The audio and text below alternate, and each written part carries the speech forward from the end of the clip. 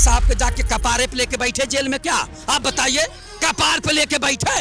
चुनाव आयोग केचुआ हो गया था, मर गया था। चुनाव आयोग रोका होता क्या उत्तर प्रदेश की महिलाएं कोई अपराध की थी? उनका एक केवल काम रहा है कि केवल मुसलमानों को गुमराह किया है कि तुम्हारी भाजपा दुश्मन है। अगर भाजपा हमारी दुश्मन है तो तुमने हमको क्या दिया है? जीरो टॉलरेंस केवल कहने के लिए है, मौके पर अधिकारी क्या कर रहे हैं उनके लिए जीरो टॉलरेंस है। और जो अमृतकाल चल रहा है केवल अधिकारियों के लिए ही अमृतकाल चल रहा है। मुलायम सिंह जी ने जान कैसे ऐसे मुसलमानों से माफी मांगी थी, आए मेरे मुसलमान भाइयों माफ कर दो। मैं योगी आदित्यनाथ की तारीफ करता हूँ, मैं तारीफ करता हूँ नीतीश कुमार की कि नरेंद्र मोदी जैसे आदमी के आगे, अमित शाह के आगे उन्होंने आंख से आंख मिला के बात की और अपनी शर्तों पे सत्ता बनाई। बिहार चुनाव के नतीजे जिस तरीके से आए हैं, कहा जा रहा है कि वो नतीजे यूपी के चुनाव को भी प्रभावित करेंगे। और ऐसे में बिहार चुनाव में ओवैसी की पार्टी ने जिस तरीके का प्रदर्शन किया, कहा यह जा रहा है, सवाल ये खड़े हो रहे हैं कि ओवैसी किसी गठबंधन के सहारे यूपी में भी दांव आजमाते हुए नजर आएंगे। अगर ओवैसी ऐसा करते हैं तो फिर किसके समीकरणों पर असर पड़ेगा और किसके सियासी खेल को ओवैसी प्रभावित करेंगे, इसी मुद्दे पर बातचीत करने के लिए हमारे साथ कुछ लोग हैं, बातचीत करेंगे। अगर ओवैसी यूपी चुनाव में ताल ठोकते हो तो किसके समीकरणों को वो प्रभावित करेंगे? देखिए, समीकरण प्रभावित क्या, हम आपको इसी बता दें, अभी तक समाजवादी पार्टी और कांग्रेस पार्टी ने ये मुसलमानों की वोट की ठेकेदारी की है।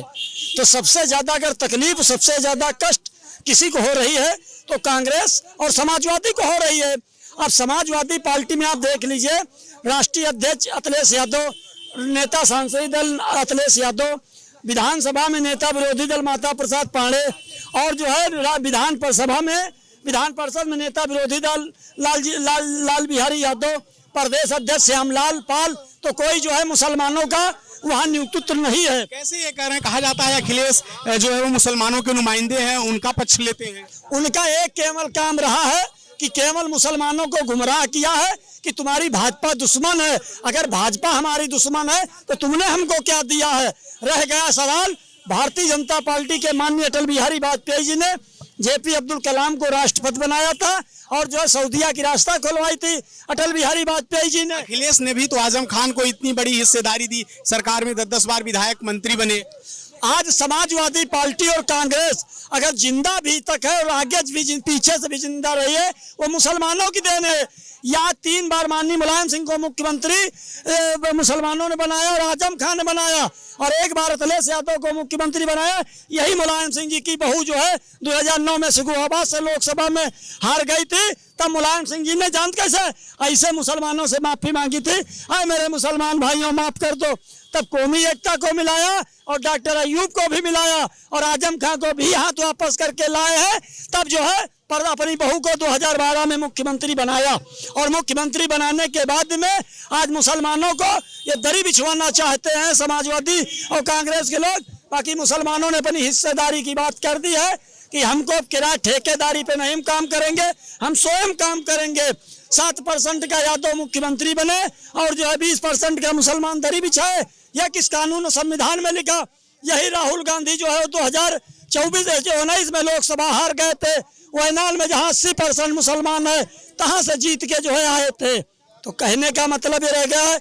और यादव समाज की बात आप ले लीजिए, क्या आजमगढ़, देवलिया, बहुमा, बनारस, गाजीपुर में पहले यादव नहीं मुख्यमंत्री या सांसद नहीं होते थे? केवल अखिलेश यादव ने अपने परिवार के ही 5 लड़ाए हैं और यादवों से कोई मतलब नहीं है। बाकी हालात जो आज के उत्तर प्रदेश में लाग रहे हैं, आने वाले समय में ये एहसास हो जाएगा। और आजम खान मुझे लग रहा है कि असरुद्दीन ओवैसी साहब के साथ जा रहे। और एक उदाहरण हम आपको दे दें, उमर अब्दुल्ला की उनकी उमर अंसारी की शादी में असरुद्दीन ओवैसी पहुंचे और इनको काट आया, उस दिन नहीं गए, भोर बे तड़ाका पहुंच गए। तो हम तो यही अपने मुसलमान भाइयों से हाथ जोड़ रहे हो, खासतौर करके आजम खान के परिवार से हाथ जोड़ रहे कि असरुद्दीन ओवैसी का साथ दो। 20% जब मुसलमान इकट्ठा होंगे तो इकट्ठा होने के बावजूद में आपसे गठबंधन करेंगे। मायावती जी भी 20% के अंदर है, चंद्रशेखर रावण भी 20% के अंदर है, और मायावती गठबंधन करने के लिए ओवैसी से तैयार है। बाकी ओवैसी जो है गठबंधन थोड़ा चंद्रशेखर रावण अरविंदा पड़ रहा है, बाकी समय तक वो सब सही हो जाएगा। और रह गया है समाजवादी पार्टी से यादव भी तल्ला झारलीन है, और बिहार के चुनाव से मुसलमानों ने भी तल्ला झाड़ लिया है। और हमका लग रहा है कि आजम खां भी समाजवादी पार्टी छोड़ के असदुद्दीन ओवैसी के साथ कुछ ही क्षणों में उनका दामन थाम देंगे। नहीं थामेंगे तो उनका वजूद बचने वाला नहीं है। कुछ लोग और हैं हमारे साथ, क्या लगता है जिस तरीके से बताया आजम खान ओवैसी का दामन थामेंगे और 27 का चुनाव प्रभावित करेंगे? कुछ नहीं होने वाला है। आपको बता दें, असदुद्दीन ओवैसी जिस जगह से आते हैं, उनके पिताजी भी पहले एमपी हुआ करते थे, ये भी एमपी हो रहे हैं और कभी मुख्यमंत्री बने, कभी मुख्यमंत्री बने। आप बताइए, इतना बड़ा प्रोपगंडा आप लोग टीआरपी बढ़ाते हैं।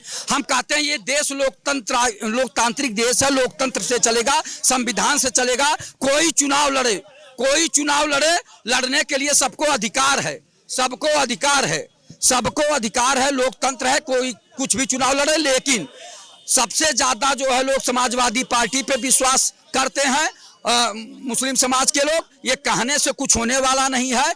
चाहे असदुद्दीन ओवैसी कहीं भी लड़ें, उनको लड़ने का अधिकार है, लड़ें। जिस तरीके से उन्होंने बिहार चुनाव में प्रदर्शन किया, उसको लेकर कहा जा रहा है कि जिस तरीके से उन्होंने 5 सीटें बिहार में जीती, अब आगे कयास ये लगाए जा रहे हैं कि वो बिहार में भी, बिहार के बाद यूपी में भी विपक्ष के समीकरण को प्रभावित करेंगे। क्या प्रभावित करेंगे? ये क्यों आप लोग बढ़ावा दे रहे हैं कि असदुद्दीन ओवैसी से प्रभावित हो रहे हैं? असदुद्दीन ओवैसी से बिहार प्रभावित नहीं हुआ। 10,000 रुपया जो है 1,21,00,000 महिलाओं के खाते में गया और उसका प्रभाव पड़ा और चुनाव आयोग केचुआ हो गया था, मर गया था। चुनाव आयोग रोका होता। क्या उत्तर प्रदेश की महिलाएं कोई अपराध की थी? इनके खाते में तो नहीं आया। पूरे देश की महिलाएं कोई अपराध की थी, उनके खाते में नहीं गया। केवल बिहार के चुनाव में तो वो चीजें जो है प्रभावित किया। जब 1.5 करोड़ जो है लगभग 1.5 करोड़ महिलाओं के खाते में 10,000 रुपया गया तो वो प्रभावित किया। मान लीजिए 1.5 करोड़ 1,21,00,000 महिलाओं के खाते में गया तो मान चलिए 40-50 लाख तो वोट बढ़ ही गया उनका। पैसा दे के लालच, यानी पैसा दे के वोट खरीदना हो गया। और चुनाव आयोग जो है ध्यान नहीं दे रहा। चुनाव आयोग को अगर स्वायत्त संस्था है, स्वतंत्र संस्था है, तो पारदर्शी चुनाव कराना चाहिए और पारदर्शिता दिखाई देना चाहिए, स्वच्छ दिखाई देना चाहिए, स्वतंत्र चुनाव आयोग दिखाई देना चाहिए। लेकिन वो तो भारतीय जनता पार्टी के बी टीम की तरह काम कर रहा था। आप बताइए ना कि चुनाव पीरियड में 6 तारीख को पड़ना है तो उससे पहले 4 दिन 3 दिन पहले पैसा पड़ा, फिर 11 तारीख को चुनाव होना है तो उसको 8-9 तारीख को पैसा पहुंचा उन लोग महिलाओं के खाते में। तो इस तरह के लालच दिया जा रहा है। पत्रकार महोदय, आप जागरूक पत्रकार हैं, सोचिए। असदुद्दीन ओवैसी का कोई असर नहीं है। 5 सीट जीते हैं ना, 5 और प्रभावित हुआ होगा। और ये देश लोकतंत्र से चलता है, लोकतंत्र में कोई भी लड़ सकता है, कोई भी चुनाव लड़ सकता है, आप नई पार्टी भी बना सकते हैं, उसका कोई प्रभाव नहीं। लेकिन कुछ लोग मुगालते में जी रहे हैं। आज से असदुद्दीन ओवैसी राजनीति कर रहे हैं, उनके अब्बा जान भी कर रहे थे। कभी जहां से आते हैं कभी मुख्यमंत्री बने नहीं बने ना, तो अब सोच रहे हैं क्या असदुद्दीन ओवैसी प्रधानमंत्री बन जाएंगे। कहते हैं कि यूपी वाले दरी बिछा रहे हैं, दरी बिछा रहे हैं। दरी नहीं बिछा रहे हैं, राजनीति सब कर रहे हैं, एमएलए एमपी हो रहे हैं कि सब लोग प्रधानमंत्री बन जाएंगे। आप ये बताइए, सब लोग प्रधानमंत्री बन जाएंगे? सब नहीं बनेंगे। उसमें से जो ब्रिलियंट रहेगा, जिनका दिमाग काम करेगा, जो जिनको जनता ज्यादा चाहेगी, वो बनेगा। किसी एक जात बिरादरी से आज तक न कोई प्रधानमंत्री बना है न मुख्यमंत्री बना है। केवल मुसलमानों से ही अगर कोई देश का प्रधानमंत्री बनता तो मोदी जी और भारतीय जनता पार्टी एक भी मुसलमान को टिकट नहीं दिया था। कैसे प्रधानमंत्री बने? कैसे बने? केवल मुसलमानों के बल पे मोदी जी प्रधानमंत्री बने या मुलायम सिंह या अखिलेश यादव मुसलमानों के बल पे केवल मुख्यमंत्री बन रहे हैं? पूरा समाज एक होके वोट करता है, वही मुख्यमंत्री बनता है और उसी की पार्टी पनपती है। लेकिन अगर मुगालते में है तो जाके दिखावे ना, किसी प्रदेश का मुख्यमंत्री बन के या प्रधानमंत्री बन के बनावे। अगर असदुद्दीन ओवैसी में इतनी बड़ी ताकत है तो प्रधानमंत्री बन जाएंगे क्या? प्रधानमंत्री जरा बन जाए। खाली हवा बनाते हैं लोग, कुछ ऐसे सिरफिरे लोग हैं कि केवल हवा बनाते हैं। आप ये बताइए, देश आज से आजाद नहीं हुआ, देश आज से आजाद नहीं हुआ है। कितने दिन से आजाद हुआ देश? कोई मुसलमान बड़े बड़े नेता थे प्रधानमंत्री बने, आज असदुद्दीन ओवैसी प्रधानमंत्री बनने जा रहे हैं। तो प्रधानमंत्री बनाओ ना, कौन मना कर रहा है? हम कहते हैं सारा समाज जब जुट कर वोट करता है तब जाके कोई प्रधानमंत्री बनता है, केवल एक व्यक्ति से नहीं बनता है। सारे समाज के लोग जो है लोग वोट करते हैं तब जाके बनते हैं। और दरी तो सभी लोग बिछाए हैं जो राजनीति में आता है, जो राजनीति में आता है वो भी दरी बिछाता है। आज जो है दरी बिछाते बिछाते आदरणीय प्रधानमंत्री मोदी जी भी यही किया करते थे और आज देश के प्रधानमंत्री हैं। कोई भी नेता जो जमीन से जुड़ा हुआ है वो दरी बिछाया है, अपने वरिष्ठ नेताओं का स्वागत सत्कार किया है, उठ के प्रणाम किया है और उसके बाद वो धीरे धीरे उसका भी नंबर आता है। लेकिन एक बैग कहिए कि हम सीधे प्रधानमंत्री बन जाएं तो ये असंभव है। हाँ, मानता हूं कि जिसके बाबा दादा रहे तो उनकी मजबूती रही, तो वो लोग उस समय जो है प्रचार प्रसार में ज्यादा तेज थे, तो लोग उस समय की जनता उनको बना देती थी। जिस तरीके से अभी आपके एक साथी ने आजम खान की उपेक्षा को लेकर सवाल उठाया कि समाजवादी पार्टी उनका ध्यान नहीं दे रही, उस पर क्या कहेंगे?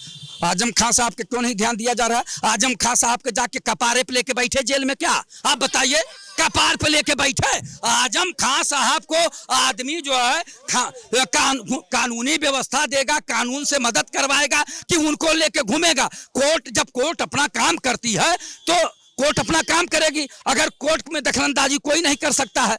भाई हाई कोर्ट बना है, निचली अदालत से उन्हें सजा हुई है, हाई कोर्ट में जाएंगे उन्हें न्याय मिलेगा, हाई कोर्ट से नहीं मिलेगा, सुप्रीम कोर्ट से मिलेगा। तमाम लोगों को न्याय भी मिला है, तमाम लोगों को न्याय मिला। लेकिन मैं आजम खान साहब से कहना चाहूंगा, हिम्मत, साहस, धैर्य बनाए रखिए। आज अंधेरा है तो कल उजाला अवश्य होगा। अरे सूरज जो है डूबता है तो दूसरे दिन उगता भी है, तो इससे घबराने की जरूरत नहीं है। नेल्सन मंडेला 27 साल जेल में रहे, वो नहीं हारे, वो नहीं थके। आजम खान साहब 2 साल और 3 साल या 7 साल की सजा में हार गए। अरे हिम्मत, साहस, धैर्य बनाए रखिए। आप राजनीतिक व्यक्ति हैं, वो डरपोक थोड़ी हैं कि आजम साहब को जेल हो गई, रो रहे हैं लोग, चिल्ला रहे हैं, उनकी कोई मदद नहीं कर रहा है, उनका कोई साथ नहीं दे रहा है। अरे भाई, ऐसे इनसे पहले लोग 19 महीना जेल में रहे और बिना मुकदमा कर रहे हैं। इमरजेंसी लगी थी देश में और लोगों ने लोकतंत्र बचाने के लिए जेल में गए। आज तो आपके ऊपर केस लगा है। हिम्मत नहीं हारना चाहिए नेताओं को या जनता को भी। मैं निवेदन करूंगा कि हिम्मत, साहस बनाए रखिए। यह समय है, परिवर्तन होता रहता है। अटल जी हारते थे तो कहते थे हार नहीं मानूंगा, रार नहीं ठानूंगा, काल के कपाल पर लिखता रहूंगा, आगे बढ़ता रहूंगा। तो ये सब चीजें हैं। अटल जी भी तो संघर्ष किए और आज लोग चाहते हैं क्या कि थाल में परोसा मिल जाए। हम मुस्लिम हैं, 20% है, हमें खाना तुरंत मिल जाए, तुरंत हमें प्रधानमंत्री बना दिया जाए। कैसे बना दिया जाए? जब हिंदुस्तान है, पाकिस्तान बनाए। जब अब मैं उस बात पे आता हूं, जब पाकिस्तान बनाए तो वहां जाके प्रधानमंत्री। कुछ और लोग हमारे साथ हैं, बातचीत करेंगे। जी, बिहार के जो चुनाव के परिणाम हैं वो यूपी चुनाव को कितना प्रभावित करेंगे? देखिए, यूपी चुनाव उसका पूरी तरह से हम लोग भारतीय जनता पार्टी की सरकार बनना तय है, इसमें कोई तो नहीं, क्योंकि हमारी पार्टी हमेशा सबका साथ, सबका विकास लेके चली है। आप भाजपाई हैं, जिस तरीके से विपक्ष आरोप वोट चोरी को लेकर लगा रहा है, उसमें क्या कहेंगे? वोट चोरी कोई हम लोग नहीं कर रहे हैं। यह जो केवल विपक्ष का वो है, वो कभी कहेंगे ईवीएम गड़बड़ा दिए, कभी कहेंगे वोट चोरी कर लिए। जब वो चुनाव जीते तो बता ईवीएम सही है, तब वोट चोरी नहीं हुआ। वोट चोरी का मतलब ही नहीं है भारतीय जनता पार्टी का। भारतीय जनता पार्टी लोगों का विकास और पे नाम पे चुनाव जीतती है, हर साथ में लोगों का विकास करती है। तो आप देखिए, लोगों को राशन मिल रहा है, गैस सिलेंडर देने का काम कर रही है। सभी गरीबों का भारतीय जनता पार्टी ध्यान दे रही है और सबका साथ, सबका विकास। आज इसीलिए भारतीय जनता पार्टी के विकास को माननीय बाबा योगी आदित्यनाथ की बात पे नीतीश की सरकार बनी हुई है, इसी से विकास हुआ है। बस कुछ और लोग हमारे साथ हैं जिनसे समझेंगे। जिस तरीके से उन्होंने कहा कि 20% की आबादी है, क्या सर पे बिठा लें? देखिए, एक चीज हम आपको बता दें, समाजवादी पार्टी में अखिलेश यादव से भी बड़े बड़े सीनियर योगी पड़े हैं। क्या वो नेता सांसदीय दल या राष्ट्रीय अध्यक्ष नहीं बन सकते हैं? कि या मुलायम यादव या अखिलेश यादव या अर्जुन यादव या राम गोपाल यादव या शिवपाल यादव या धर्मेंद्र यादव या आदित्य यादव या डिम्पल यादव या धर्मेंद्र यादव, यही नहीं इनका नंबर लगेगा और कोई नहीं लगेगा। जहां तक सवाल रहा है, आसुद्दीन ओवैसी के भाई एमएलए नहीं है, उनके यहाँ खानदानी नहीं चल रहा है। आप बताइए कि बीजेपी में परिवार के लोग नहीं हैं? हर जगह परिवार के लोग। डॉक्टर का लड़का डॉक्टर हो रहा है, डॉक्टर का भाई डॉक्टर हो रहा है, इंजीनियर का बेटा इंजीनियर हो रहा है। आप बताइए, किसान का बेटा किसान हो रहा है, लोहार का बेटा लोहार हो रहा है, यानी इंजीनियरिंग कर रहा है। सारे लोग के जो है, आप बताइए, केवल डॉक्टर आतंकवादी भी निकल रहा है, प्रोफेसर आतंकवादी भी निकल रहा है। वो क्यों, विशेष कौन से निकल रहा है, इस पर भी बोलिए। आपसे जवाब पूछता है भारत, देखिए जो पढ़े लिखे लोग इस तरह का आतंकवाद में जा रहे हैं उनके ऊपर कठोर कार्रवाई होना चाहिए। अब सोचने की बात है कि समाज को बनाने के बजाय समाज को तोड़ने के लिए आतंकवाद पैदा हो रहा, वो भी डॉक्टर और इंजीनियर बन रहे हैं। तो आप बताइए, डॉक्टर इंजीनियर बन रहे हैं तो ये देश के लिए खतरा पैदा कर रहे हैं। हमारे साथ कुछ और लोग हैं, क्या कहेंगे? जिस तरीके से बातचीत चल रही है, कहा जा रहा कि बिहार चुनाव के परिणाम यूपी को प्रभावित करेंगे और वैसे ही एक गठबंधन बना के किसके समीकरण को जो है नुकसान पहुंचाएंगे। ये चुनाव जो हो रहा है इसके बहुत दूरगामी परिणाम नहीं होते। ये समय परिस्थितियों के अनुसार बदलता रहता है और हार जीत तो लगा रहता है। तो इसको यूपी से जोड़ा जाए ऐसा नहीं। यूपी में तो 27 में जो है इनको मुश्किल से भारतीय जनता पार्टी को 17 से 18 सीटों में मिलने जा रहा है। सब समाजवादी पार्टी की पूर्ण बहुमत की सरकार। क्या लग रहा है जिस तरीके से ओवैसी यहाँ के भी मुस्लिम वोटों को प्रभावित करेंगे या उन पर होल्ड रहेगा, सेंधमारी कर पाएंगे? नहीं, ओवैसी मैंने कुछ भी नहीं, ओवैसी का कोई असर नहीं है। 5 सीट आई है सीमांचल में, उन्होंने अपनी ताकत एक बार फिर। अरे भाई सीट आने दीजिए, 5 आ गया तो आ गया, उससे क्या हो गया? 5 सीट लेकर के मुख्यमंत्री बन जाएंगे, प्रधानमंत्री बन जाएंगे। राजनीति में तो कहा जाता है कि वोट महत्वपूर्ण होता है। वो होता है उनके लिए, कुछ भी नहीं। ओवैसी मैंने कुछ नहीं। तो किसके मतलब बिहार के चुनाव का कोई भी असर यूपी पर पड़ने वाला नहीं है। तो फिर क्या लग रहा है यूपी में किस तरीके के समीकरण तैयार होंगे? समाजवादी पार्टी की पूर्ण बहुमत की सरकार बनेगी और क्या होगा? अभी तो एक लोगों ने कहा कि समाजवादी पार्टी सिर्फ मुसलमानों से दरी बिछवाती है। नहीं, ये जो लोग कह रहे हैं दरी बिछवाने की बात, उनसे जरा पूछिए कि वो राजनीति में कहां तक पहुंचे हैं, किस ऊंचाई तक गए हैं और कहां से उठ करके गए हैं राजनीति में। आजम खान तो जेल तक पहुंच गए। वो होता रहता है, जेल कौन नहीं जाता है, जेल ये दूसरा विषय है। जी, क्या नाम है? दिग्विजय यादव। क्या लग रहा है जिस तरीके से नए सियासी समीकरण बन बिगड़ रहे हैं, यूपी का समीकरण किस तरीके से बनेगा, क्या लग रहा है? मैं क्या कहूँ, 2019 से मैं भी लिख रहा हूँ इस सरकार में। न्याय को देखते हुए कि मोदी योगी जी आए हैं तो न्याय ही होगा। मैं योगी जी को जान करके न्याय होगा इसके संबंध में मैं ग्राम सभा में भ्रष्टाचार हो रहा था उसे लेकर के मैं लिख रहा था 2019 से ही। लेकिन एक वीडियो प्रवीण कुमार शुक्ला करके था, मैं महाराष्ट्र डिस्ट्रिक्ट से हूँ, परताल ब्लॉक का वीडियो था। जब उसको जांच मिली तो उसने क्या किया, लिख दिया सब संतोषजनक है, जबकि 7 ऐसे मामले हैं ग्राम सभा में जो काम हुआ ही नहीं है मौके पर। लेकिन सरकार तो भ्रष्टाचार मुक्ति की बात करती है, कहा जा रहा कि जीरो टॉलरेंस की नीति पे काम हो रहा है और आप भ्रष्टाचार की बात कर रहे हैं। मैं बात कर रहा हूँ कि जीरो टॉलरेंस केवल कहने के लिए है, मौके पर अधिकारी क्या कर रहे हैं उनके लिए जीरो टॉलरेंस है। और जो अमृतकाल चल रहा है केवल अधिकारियों के लिए ही अमृतकाल चल रहा है। कहा जा रहा है कि ओवैसी यूपी में भी दाव आजमा सकते हैं और मुस्लिम वोटों को वो है उसमें सेंधमारी करेंगे और विपक्ष को कहा जा रहा है कि वो कहीं न कहीं नुकसान पहुंचा सकते हैं। एक बात बताइए, ये मुसलमान को क्यों ले आते हैं? मुसलमान हो, हिंदू हो, सिख हो, ईसाई हो, अगर उसकी पार्टी है तो वो पार्टी ला के चुनाव लड़ रहा है। कोई घर की शादी शुदी नहीं हो रही है, ये चुनाव है।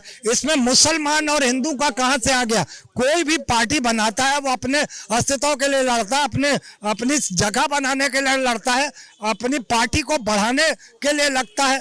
तो उसमें ये ओवैसी साहब बी टीम हो जाएंगे या वो उनको नुकसान पहुंचा देंगे। हर आदमी को चुनाव लड़ने का अधिकार हो, वो किसी धर्म या जाति से हो। हर आदमी को पार्टी बनाने का अधिकार है, वो किसी धर्म या जाति से हो। मैंने कहा ना 2027 दिल्ली अभी दूर है, 5 राज्यों के 26 में चुनाव है।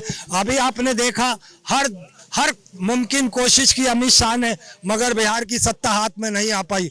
वो है ना अंगूर खट्टे वाली बात हो गई। और मैं नीतीश कुमार जी, चूंकि सत्ता तो उन्हीं के गठबंधन के हाथ में है, एनडीए के हाथ में ही है, तो उनका अपना क्या है? उन्होंने तो बीच इलेक्शन में ये कहा था कि बीजेपी ही जीतेगी, बड़ी पार्टी बनेगी और बीजेपी ही सत्ता में आएगी। कहाँ आ गई? तुक्के चाटने वाली बात है भाजपा की तरफ से। मैं एक लाइन गाना गाना चाहता हूँ जो शपथ लिया उन्होंने, नीतीश कुमार जी ने। कहत कबीर सुनो भाई साधु, बात कहूँ मैं खरी। और कहत कबीर सुनो भाई साधो, बात कहूँ मैं खरी के अमित शाह 1 नंबरी, नीतीश कुमार 10 नंबरी। अमित शाह 1 नंबरी, नीतीश कुमार 10 नंबरी। जी हाँ, साबित किया उन्होंने 10वीं बार बिहार के प्रधान मुख्यमंत्री बनते हुए। और ये ऐसा पहली बार हुआ है, जो दूसरी बार हुआ है। पहले योगी आदित्यनाथ जो मोदी की और अमित शाह की आंख में मिला के बात करता है और अपनी शर्तों पे सत्ता रखता है। दूसरा मुख्यमंत्री बिहार से हुआ, तो वो भी तो यही कह रहा है ना, नरेंद्र मोदी की आंख में, अमित शाह की आंख में आंख मिला के बात करता है और अपनी शर्तों पे सत्ता बनाता है। बहुत ख्वाब देखे अमित शाह ने, मोदी ने, कि हमारी भाजपा की सरकार बनेगी। ठन ठन गोपाल, अभी आपको बता देता हूं, 12 राज्यों में भाजपा की सरकार है, 8 में एनडीए की सरकार है। पहला मैं ये कहना चाहूंगा, 2 राज्यों ने इतनी हिम्मत की है कि मोदी और अमित शाह की आंख में आंख मिला के बात की है और अपनी शर्तों पे सत्ता लाए हैं। मैं चाहता हूं जो एनडीए के जो और 6 राज्य हैं, वहां के भी जो, जैसे यहाँ पे महाराष्ट्र में अभी उसमें एकनाथ शिंदे ने ये आवाज उठा भी दी। मैं चाहता हूं तो पता चले इन लोगों को, इन्होंने जो दहशतगर्दी का माहौल बनाया हुआ था, ये गुजराती 2 ने जो दहशतगर्दी का माहौल बनाया हुआ था, डरा के धमका के रखा हुआ था। मैं योगी आदित्यनाथ की तारीफ करता हूं, मैं तारीफ करता हूं नीतीश कुमार की, कि नरेंद्र मोदी जैसे आदमी के आगे, अमित शाह के आगे उन्होंने आंख से आंख मिला के बात की और अपनी शर्तों पर सत्ता बनाई। आपने देखा किस तरीके से लोगों ने बातचीत की और बताया कि यूपी के चुनाव किसी तरीके से प्रभावित नहीं होंगे। जो समीकरण है वही समीकरण यूपी के चुनाव में प्रभावी होंगे। सहयोगी शिवांशु के साथ CVS मिश्रा, फिल्म टिक्स, लखनऊ।